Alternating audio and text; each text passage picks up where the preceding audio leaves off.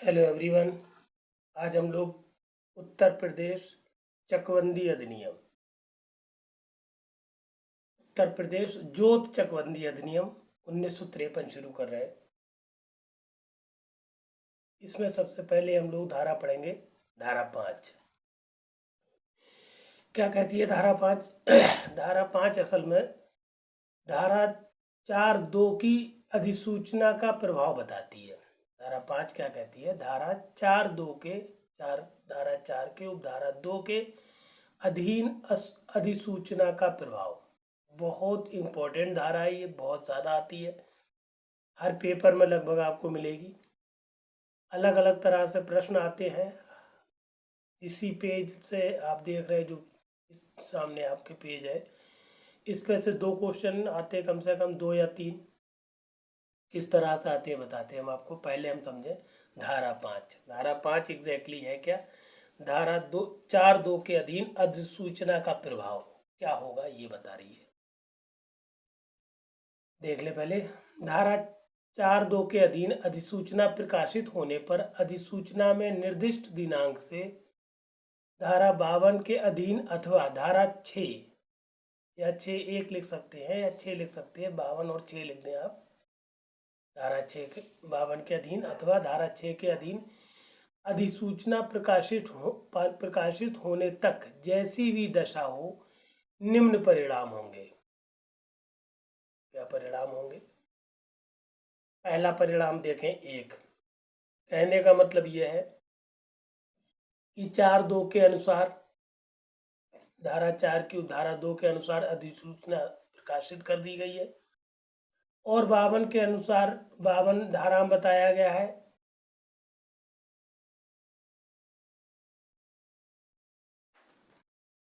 चकबंदी क्रियाओं की समाप्ति। और एक धारा यहाँ पर लिखी गई है धारा 6। इस धारा 6 में बताया गया है कि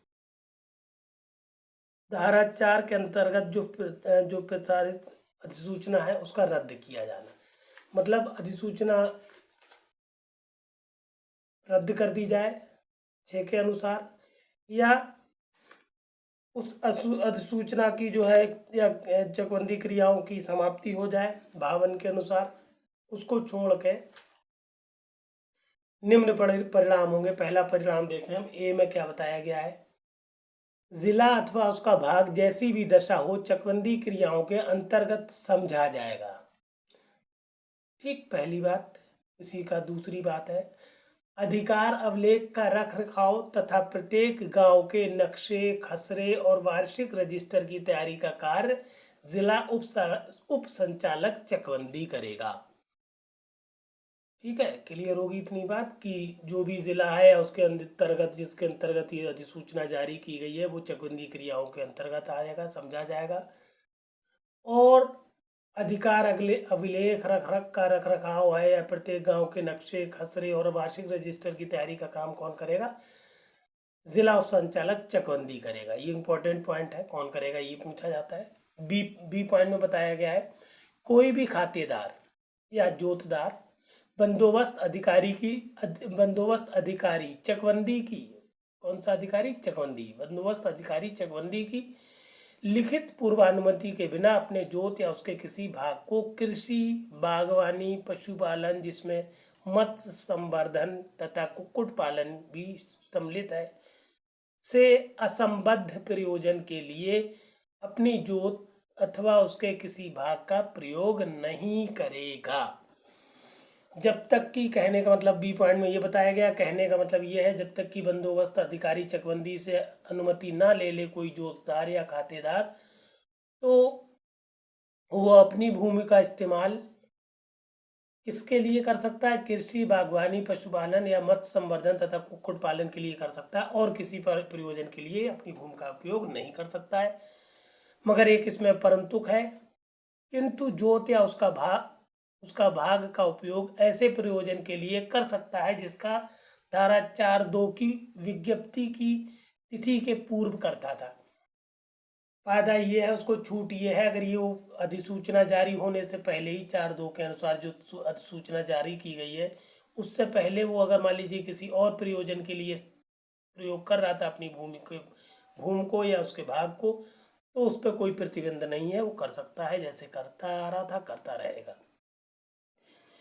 अब धारा 45A इसी धारा से संबंधित है, जो क्या कह रही है, धारा 45A के अनुसार जो व्यक्ति उपरोक्त भूमि का उपयोग प्रावधानों का उल्लंघन करके करेगा, वो सक्षम न्यायालय द्वारा दोष सिद्ध होने पर 1000 रुपये तक के जुर्माने से दंडनीय होगा। कहने का मतलब है जो ऊपर लिखी बातें बताई गई हैं कि इनके लिए इस्तेमाल नहीं कर सकता, और फिर भी कोई व्यक्ति कर रहा है, इस धारा में बताई गई बात का उल्लंघन कर रहा है, नियमों का उल्लंघन कर रहा है, तो उस पर क्या होगा, 45A के अनुसार 1000 रुपये का जुर्माना होगा।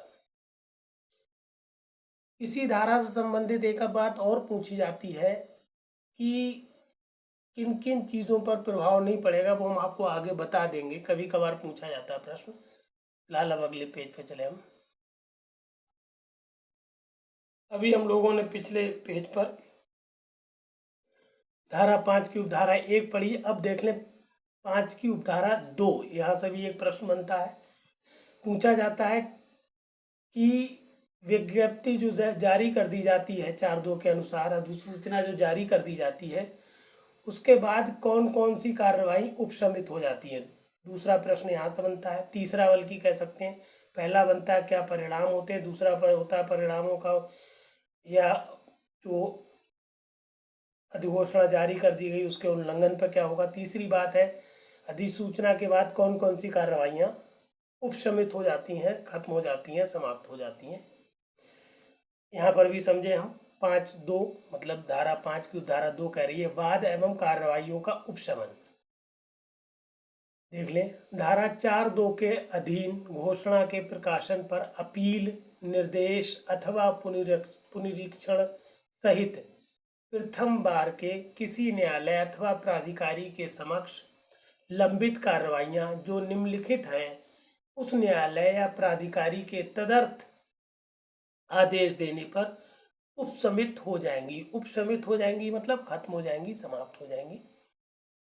कहने का मतलब है 4(2) की अधिसूचना जारी कर दी गई है, तो चाहे वो किसी अपील न्यायालय में कार्रवाई हो, निर्देश हो, निर्देश के तहत कोई कार्रवाई हो, पुनरीक्षण के तहत हो, या किसी प्रथम वर्ग न्यायालय में या प्राधिकारी के समक्ष कोई कार्रवाई लंबित है और उसी दौरान 4(2) की अधिसूचना जारी हो गई है, तो उस प्राधिकारी या उस न्यायालय के आदेश देने पर पूछा जाता है स्वतः ये कार्रवाइयाँ उपशमित हो जाती हैं, तो स्वतः आएगा, आप समझ जाइएगा, स्वतः नहीं होती हैं, वो न्यायालय या प्राधिकारी आदेश देगा तभी ये कार्रवाई उपशमित होंगी। प्रश्न में बहुत चालाकी से पूछ लेते हो कि कब कब उपशमित होंगी, तो आप ध्यान रखिएगा जब वो आदेश देगा प्राधिकारी या न्यायालय तब ये कार्रवाइयाँ उपशमित होंगी। कौन कौन सी, पहली कार्रवाई देखें, अभिलेखों के संशोधन की प्रत्येक कार्रवाई। अगर कोई ऐसी कार्रवाई है जो अभिलेखों में संशोधन को बता रही है तो वो उपशमित हो जाएगी जैसे ही 4(2) की अधिसूचना जारी होगी। दूसरी और मेन बात, उस क्षेत्र में स्थित किसी भूमि में अधिकारों अथवा हितों की घोषणा के संबंध में अथवा किसी अन्य अधिकार की घोषणा जिसके संबंध में कार्रवाई जोत चकबंदी अधिनियम के अधीन किसी चकबंदी प्राधिकारी के समक्ष की जा सकती है या की जानी चाहिए थी। कहने का मतलब है कोई ऐसी कार्रवाई है जो उस क्षेत्र में स्थित जिसमें 4(2) के अनुसार अधिसूचना जारी हो गई है, कोई भी ऐसे हितों की घोषणा या अधिकारों की घोषणा के बारे में कोई कार्रवाई है, जो कार्रवाई जोत चकबंदी अधिनियम के अधीन जो चकबंदी प्राधिकारी नियुक्त किया जाता है या कह सकते हैं, नियुक्त से बेहतर होता है शब्द अगर आप कहें कि उसके लिए स्थापित किया जाता है या बिठाया जाता है अधिकारी, तो वो कार्रवाइयाँ उसके समक्ष हो सकती थी, तो वो उपशमित हो जाएंगी न्यायालय या प्राधिकारी के आदेश देने पर। कहने का मतलब है जो कार्रवाइयाँ जो चकबंदी अधिनियम के अंतर्गत प्राधिकृत अधिकारियों के समक्ष लंबित हैं उनका उपशमन नहीं होगा या उनके समक्ष वो की जा सकती थी, तो वो कार्रवाइयाँ चलती रहेंगी, उनमें कोई दिक्कत नहीं है। तीसरी उपधारा आप समझ लें, बहुत इंपॉर्टेंट है। कोई ऐसा आदेश संबद्ध पक्षों को डाक से अन्यथा किसी रीति से नोटिस दिए बिना उनको सुनवाई का अवसर दिए बिना नहीं दिया जाएगा। कहने का मतलब है जो ये आदेश दिया गया है कार्रवाइयों को उपशमित करने का, इसको आदेश देने से पहले जो प्राधिकारी हो या न्यायालय हो, तो संबद्ध पक्षकार होंगे उनको डाक से अथवा होना चाहिए, अथवा किसी रीति से, अथवा लिख दीजिए, अथवा अथवा अन्य किसी रीति से, ऐसे लिख दीजिए, हम इसको चेंज।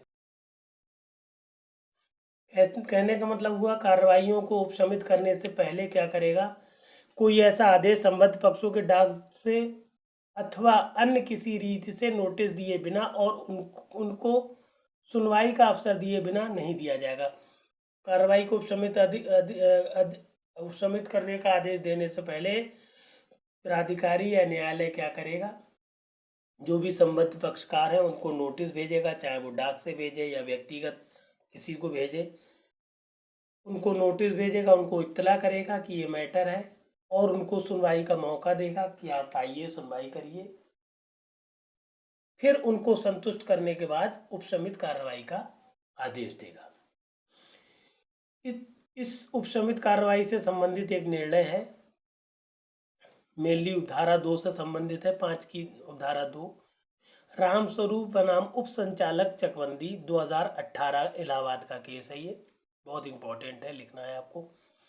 अपील, निर्देश अथवा पुनरीक्षण कार्रवाई का उपशमन सहित प्रथम बार के किसी न्यायालय अथवा प्राधिकारी के साथ लंबित कार्रवाई का उपशमन भी हो जाता है। देखिए हमने बताया था जो भी लोकल लॉज के केसेस होते हैं इनमें अलग से आपको कुछ भी नहीं लिखना होता है, क्योंकि जो भी न्यायालय आदेश देता है वो सिर्फ और सिर्फ धाराओं या उपधाराओं के अंतर्गत ही आदेश देता है, सुप्रीम कोर्ट की तरह नहीं कि बियॉन्ड लिमिट जाके आदेश देता है। इसलिए आप निर्णय का नाम याद रख लिया करिए और इतना याद रख लीजिए कि किस उपधारा से संबंधित है, उस उपधारा को आप लिख दीजिए उस निर्णय में, आपका निर्णय कंप्लीट हो जाएगा। जैसे ये निर्णय जो है उपधारा 2 से संबंधित है, 5(2) से, तो आप क्या करिए 5(2) के 2-4 पॉइंट लिख दीजिए। इतना पर्याप्त है कि जो उपशमित कार्रवाइयाँ हैं वो चाहे पुनरीक्षण से संबंधित हो, निर्देश से, अपील से या प्रथम बार के न्यायालय से संबंधित हो, सारी कार्रवाइयों का उपशमन हो जाएगा 4(2) की अधिसूचना जारी होने पर। अब हमने यहाँ पर अपना एक नंबर दे दिया, अपना व्हाट्सएप नंबर 9450770672 9450770672। ये नंबर इसलिए दिया है कि आप लोग क्या करें, हमने एक व्हाट्सएप ग्रुप बना दिया है जिस पर हम चाहते हैं कि आप, क्योंकि अब एग्ज़ाम का 2 महीने से भी कम बचा है मेंस का, हम चाहते हैं कि आप सब लोग उसमें ज्वाइन हो जाएं इस ग्रुप में। और ग्रुप से जुड़ने का फ़ायदा ये होगा कि आप हमारे डायरेक्ट कांटेक्ट में आ जाएंगे, जिससे आपके ऊपर जो प्रेशर है एग्ज़ाम का उसको हम मिनिमाइज़ कर देंगे, आपको एक प्रॉपर मैनर बता देंगे किस तरह से तैयारी करिए, जिस तरह से हम बताएंगे तो इन्हीं दिनों के बीच में आपकी तैयारी भी हो जाएगी और रिवीजन भी हो जाएगा। उसके अलावा आगे चल के फ्रेमिंग ऑफ चार्जेस हैं या जो जजमेंट राइटिंग है उसमें आपकी हम मदद करेंगे। हालांकि इसके लिए हमने एक नॉमिनल फ़ीस रखी है 500 रुपया, ये फ़ीस दे के आप रजिस्टर कराएंगे। और इसमें ख़ास बात यह है जो भी कैंडिडेट सिलेक्शन ले लेगा उसकी ये फ़ीस हम रिटर्न कर देंगे, रिफ़ंड कर देंगे। अगर आप ज्वाइन होते हैं बहुत अच्छी बात है, नहीं होना चाहते हैं तब भी कोई बात नहीं है। हमारा चैनल आप डायरेक्ट डालें @at law classes by Firoz sir, ये चैनल आप डायरेक्ट डालेंगे नाम हमारा तो आपको चैनल मिल जाएगा, जिस पर हमने एक डे 1 से लेकर डे 100 तक पूरा सिलेबस दिया हुआ है यूपी PCSJ का, और HJS का भी ये सेम सिलेबस है मेंस का। ये सिलेबस आप पा जाएंगे, फ्री ऑफ कॉस्ट है, कोई पैसा नहीं है इसका। पढ़ाई करिए, सारे साथियों को शेयर करिए और चैनल को सब्सक्राइब कर लीजिए। और अगर कोई फ़ीस का मसला हो तो आप हमसे कम्युनिकेट कर लीजिए। फ़ीस का कोई ऐसा मैटर नहीं है, हमारा मकसद सिर्फ़ और सिर्फ आपको सिलेक्शन दिक्कत दिलाना है। ये कंप्लीट नोट्स हैं, इनसे ज़्यादा कुछ भी नहीं आता है मेंस में। हमने कंप्लीट नोट्स बनाए इस तरह से कि आपका टाइम बच सके, आप तैयारी करें। हाँ, ये ज़रूर है कि इसी लैंग्वेज में आपको लिखना है, क्योंकि आप अपनी लैंग्वेज में लिखते हैं तो आंसर्स को गलत करते हैं और नंबर नहीं पाते हैं। भले ही आपको देर में याद होगा, मगर आप याद करिए, मैटर को समझिए, कोई डाउट हो हमसे पूछिए, कम्युनिकेट करिए, मगर आप सिलेक्शन लीजिए। हर वीडियो के साथ हमने डिस्क्रिप्शन बॉक्स, जब आप वीडियो चलाते हो तो मोर लिख के आएगा, मोर को टच करेंगे, पीडीएफ सारे ये हैंड रिटन नोट्स का पीडीएफ वहाँ अटैच है। इसको डाउनलोड कर लीजिए, पहले पीडीएफ निकाल के अपने हाथ में रखिए, फिर आप वीडियो देखेंगे तो आपको पूरी चीज़ समझ में आएगी। ना समझ में आए आप हमारे साथ कम्युनिकेट करिए, कोई भी प्रॉब्लम है हमसे बताइए, हम आपकी प्रॉब्लम को दूर करेंगे। आगे चले हम लोग। अब आ जाइए चकबंदी अधिनियम, ये ऊपर लिख दिया चकबंदी अधिनियम। तो चकबंदी अधिनियम धारा की 8 का बहुत इंपॉर्टेंट है, 8 का, और अगले पेज पे मिलेगी आपको 9 का। 8A और 9A ये बहुत ज़्यादा इंपॉर्टेंट है दोनों धाराएं, और बहुत ज़्यादा क्वेश्चन आते हैं यहाँ से। आपको प्रश्न समझना होता है एग्जैक्टली आया कहाँ से है। मैटर आप अच्छे से याद कर लेंगे तो प्रश्न आप समझ जाएंगे कि कहाँ से कैसे आता है। समझे? 8 का या 8A क्या कह रही है धारा चकबंदी अधिनियम की, चकबंदी जोत अधिनियम की, सिद्धांतों का विवरण तैयार करना। समझ लें पहले, धारा 1 क्या कह रही है इसकी। सहायक चकबंदी अधिकारी चकबंदी समिति के परामर्श से चकबंदी क्रियाओं के अधीन प्रत्येक इकाई के संबंध में सिद्धांतों का विवरण तैयार करेगा, जिसमें वे सिद्धांत दिए गए होंगे जिनका अनुसरण इकाई में चकबंदी क्रियाओं के करने में किया जाएगा। कहने का क्या मतलब हुआ, जो सहायक चकबंदी अधिकारी है वो चकबंदी समिति से परामर्श करने के बाद जिन जिन क्षेत्रों में जो प्रत्येक इकाई के संबंध में सिद्धांतों का विवरण तैयार करेगा, और सिद्धांतों के विवरण में कौन सी चीज़ें होंगी, वो सब बातें होंगी जिनका अनुसरण चकबंदी क्रियाओं में किया जाना है। एक विवरण तैयार करेगा और उस विवरण का अनुसरण करेगा चकबंदी क्रियाओं के संपादन में, क्रियान्वयन में। धारा 2 क्या कर रही है, सिद्धांतों के विवरण में निम्नलिखित बातें भी होंगी। क्या क्या बातें इंक्लूड की जाएंगी सिद्धांतों के विवरण में। पहली बात होगी, उन क्षेत्रों के ब्यौरे जो आबादी के प्रसार, हरिजनों तथा भूमिहीन व्यक्तियों की आबादी के लिए क्षेत्र भी है तथा अन्य सार्वजनिक प्रयोजन के लिए क्षेत्र भी है। सिद्धांतों के विवरण में सबसे पहले बात उन ब्यौरों के बारे में होगी। उन विवरण सिद्धांतों के विवरण में सबसे पहले उन क्षेत्रों का ब्यौरा दिया जाएगा जो आबादी के प्रसार के लिए है, या फिर हरिजन या भूमिहीन व्यक्ति जो उस क्षेत्र में रह रहे हैं उनके आबादी के क्षेत्र के बारे में विवरण दिया जाएगा, और ऐसे अन्य सार्वजनिक प्रयोजन के लिए जो क्षेत्र यूज हो रहे हैं, इस्तेमाल हो रहे हैं, उन सब का विवरण भी दिया जाएगा, उन सब का ब्यौरा भी दिया जाएगा सिद्धांतों के विवरण में। खा पॉइंट समझ लें, वो आधार जिस पर खातेदार आबादी के प्रसार और अन्य सार्वजनिक प्रयोजनों के लिए भूमि देंगे, वो आधार बताए जाएंगे जिस आधार पर जो होते खातेदार आबादी के प्रसार और अन्य सार्वजनिक प्रयोजनों के लिए भूमि देते हैं, भूमि प्रदान करते हैं, उन आधारों का भी विवरण दिया जाएगा, ब्यौरा दिया जाएगा। तीसरी बात, उस भूमि के ब्यौरे जो उत्तर प्रदेश जमींदारी विनाश और भूमि व्यवस्था अधिनियम की धारा 117 या 117 का के अधीन गांव सभा या स्थानीय प्राधिकरण में निहित भूमि में से सार्वजनिक प्रयोजनों के लिए के निमित्त विनिर्दिष्ट की जाएगी। कहने का मतलब का पॉइंट ये कहता है, उस भूमि का भी ब्यौरा दिया जाएगा किसमें, सिद्धांतों के विवरण में। जो भूमि उत्तर प्रदेश जमींदारी विनाश और भूमि व्यवस्था अधिनियम की धारा 117 या 117 का के अधीन गांव सभा या स्थानीय प्राधिकरण में निहित कर दी गई, और उस भूमि को जो इन क्षेत्रों में इस तरह से निहित कर दी जाती है उसको सार्वजनिक प्रयोजन के लिए प्रदान किया जा सकता है। ये जो धारा 117 या 117 का है, अब ये राजस्व संहिता की धारा 59 में हमने आपको पढ़ाई हुई है, पूरा विवरण दिया है, पूरा विस्तृत समझाया है। क्योंकि अब धारा पहले 117 मतलब उस चकबंदी अधिनियम 117 का थी, और राजस्व संहिता में ये 59 है धारा। आखिरी बात घ में बताई गई है, सिद्धांतों के विवरण से संबंधित प्रत्येक कटक के लिए मानक घाटा। मतलब सिद्धांतों के विवरण में एक सबसे पहली बात, सबसे आखिरी बात ये भी होगी कि जिन कटक जिस क्षेत्र जिस एरिया में हो रहा है चकबंदी होना है, वहाँ की एरिया के प्रत्येक कटक के लिए, प्रत्येक एरिया के लिए, प्रत्येक इकाई के लिए, प्रत्येक ग्रुप के लिए मानक घाटा तैयार किया जाएगा, मानक घाटा का विवरण दिया जाएगा। सिद्धांतों के विवरण में ये भी जरूरी है।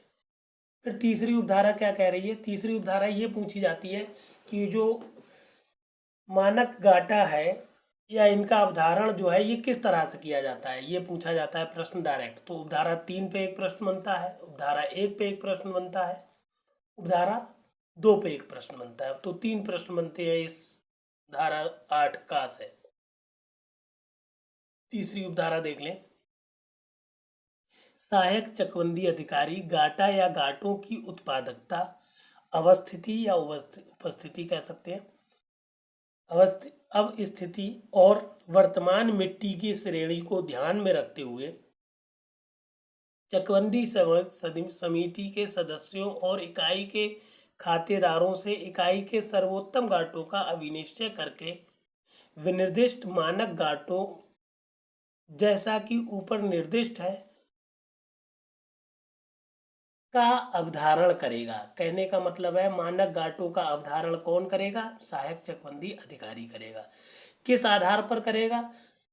वहाँ के जो घाटा की उत्पादकता है, उनकी उपस्थिति है, वो कहाँ उपस्थित है, वहाँ की वर्तमान मिट्टी क्या है, उन सब की श्रेणियों को ध्यान में रखा जाएगा। उसके अलावा इन पैरामीटर्स के अलावा वो चकबंदी समिति के सदस्यों से और खातेदारों की जो इकाई है उन सब से सलाह मशवरा करेगा, खातेदारों की और मतलब चकबंदी समिति से, और इन सब के आधार पर वो एक मानक घाटा का अवधारण करेगा, निश्चय करेगा।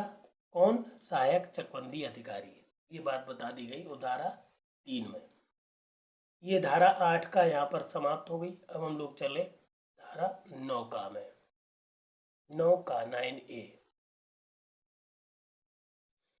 बहुत ज़्यादा इम्पोर्टेंट है ये धारा 9 का, और इसमें एक बहुत इम्पोर्टेंट लीडिंग केस भी आपको हमने दिया हुआ है।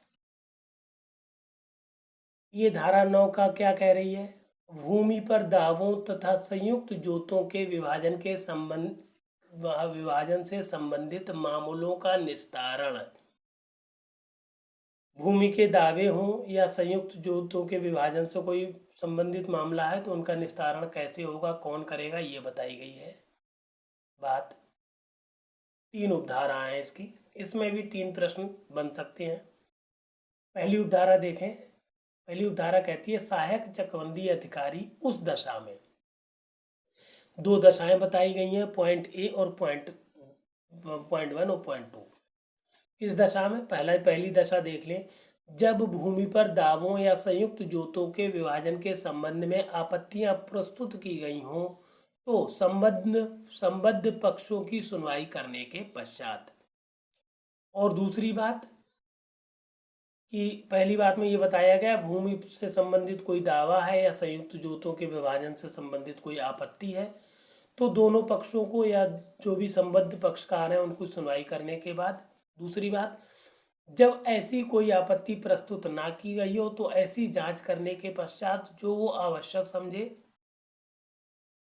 अपने समक्ष उपस्थित होने वाले पक्षों में समझौता करा सकता है और विवादों का निपटारा करेगा, अशुद्धियों को ठीक करेगा, विभाजन करेगा और ऐसे समझौते के आधार पर आज्ञाएं पारित करेगा। कौन?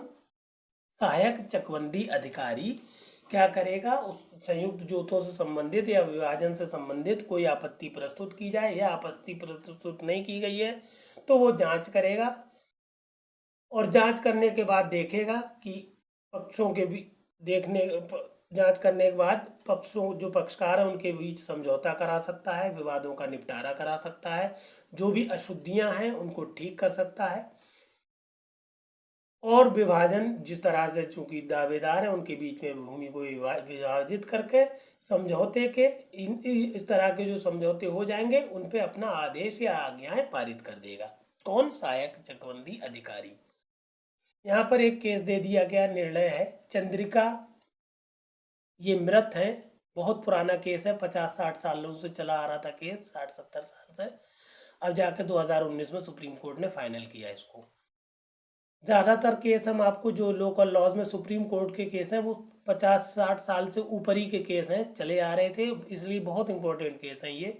जो सुप्रीम कोर्ट के केस हैं उनको आप ज़रूर ध्यान रखें, वहीं से प्रश्न मिल सकता है आपको डायरेक्ट। तो निर्णय ये था चंद्रिका, मृत है ये, जो मृत होता है उसके आगे लिखा जाता है द्वारा विधिक प्रतिनिधि। बनाम सुदामा, ये भी मर गए केस लड़ते लड़ते, ये भी मृत हैं, इनके भी आगे आप लिखेंगे द्वारा विधिक प्रतिनिधि।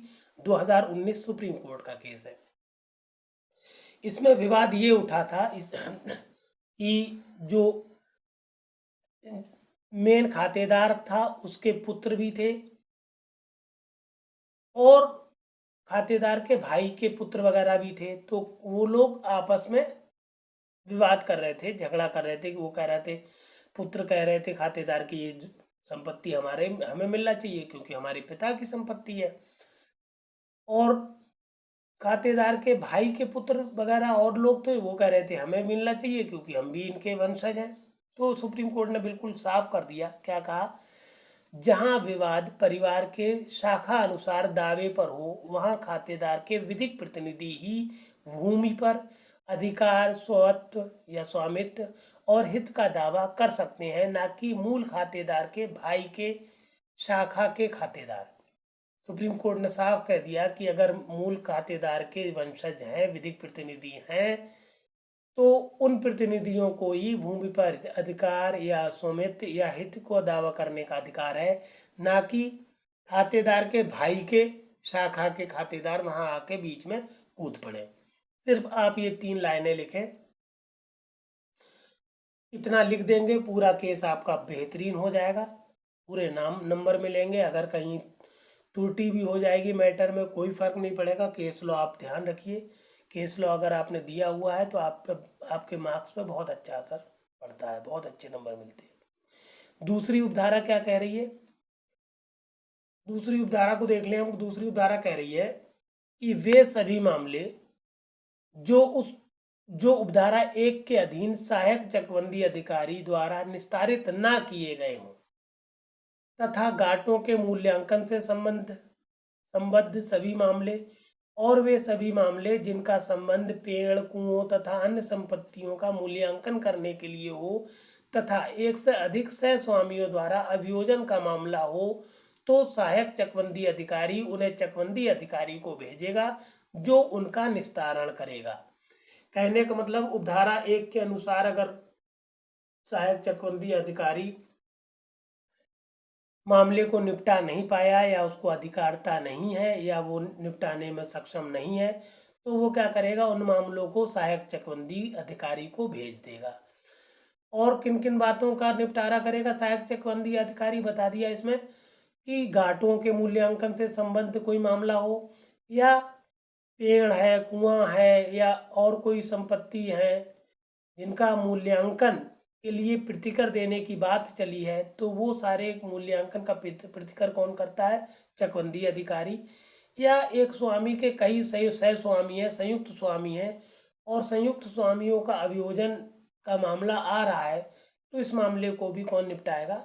सहायक चकबंदी अधिकारी नहीं, सहायक चकबंदी सक्षम नहीं है, तो ये सारे मामले कौन निपटाएगा? वो सहायक चकबंदी अधिकारी इन सब मामलों को किसको दे देगा?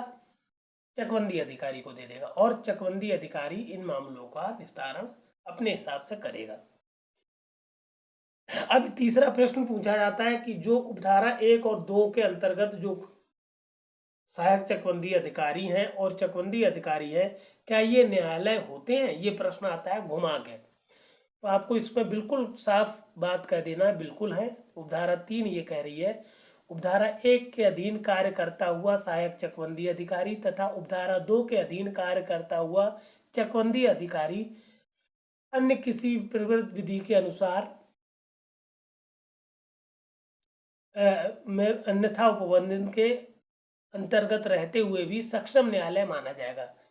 मतलब कोई भी विधि हो, कहीं पर भी कुछ भी हो, उन सबके अधीन रहता हुआ जो ये सहायक चकबंदी अधिकारी और चकबंदी अधिकारी है, ये सक्षम न्यायालय है, इसको पूरी अधिकारता है मामलों का निस्तारण करने की, इसलिए इसको सक्षम न्यायालय माना जाता है। इसमें कोई भी अपवाद नहीं है, कोई प्रॉब्लम नहीं है, कोई रुकावट नहीं है। ये आज का मामला हम लोग मैटर जो है, आज का जो कहना चाहिए लेक्चर है, कंप्लीट हो गया। अगला सेक्शन को हम लोग अगले टर्न पे पढ़ेंगे। कोई भी प्रॉब्लम आए हम बता चुके हैं, आप हमारा नंबर दे दिया है अपना व्हाट्सएप नंबर, उस पर आप जुड़ जाइए। जुड़ने में कोई असुविधा हो रही है, फीस से रिलेटेड कोई क्यूरी है, कोई प्रॉब्लम है, तब भी आप फिक्र ना करिए, हमसे कम्युनिकेट कर लीजिए, बात कर लीजिए। मगर आप पढ़िए ज़रूर। नहीं ज्वाइन हो रहे हैं तब भी कोई बात नहीं है, वीडियो को चलते रहने दीजिए, एक बार मैटर को समझ लीजिए, फिर दिन भर वीडियो को चलने दीजिए, दिमाग में आपके फंस जाएगी बात, याद हो जाएगी, एग्ज़ाम में स्ट्राइक करेगी। ज़्यादा से ज़्यादा लोगों को शेयर करें और चैनल को सब्सक्राइब कर लें। Thank you for watching this.